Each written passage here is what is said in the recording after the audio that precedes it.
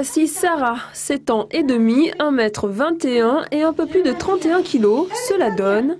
Donc ça fait 31,7 kg et on divise par la taille à la puissance 2.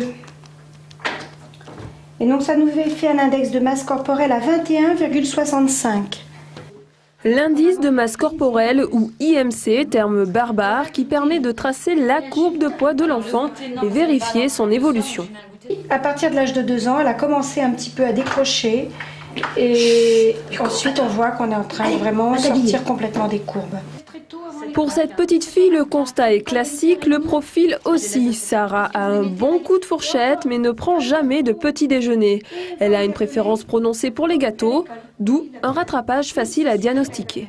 Il suffit qu'elle mange moins de sucre et qu'elle bouge bien pendant un mois et elle peut équilibrer et perdre son kilo sans problème en un mois.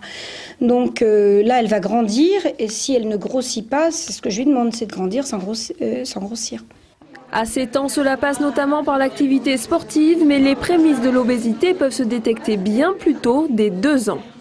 On voit parfois se décrocher les choses dès l'âge de 2 ans, 18 mois, 2 ans. Et là, l'enfant est absolument pas en surpoids. Il est juste en train de décrocher sa courbe. Et c'est des fois difficile de faire comprendre aux parents que cet enfant devrait manger moins en volume, en quantité. Pour l'obésité bénigne, familiariser les enfants avec des aliments peu courtisés comme les fruits et penser équilibre alimentaire pourrait être la solution. Outre l'aspect peu esthétique parfois, le surpoids entraîne surtout des problèmes de mobilité et des complications cardiovasculaires.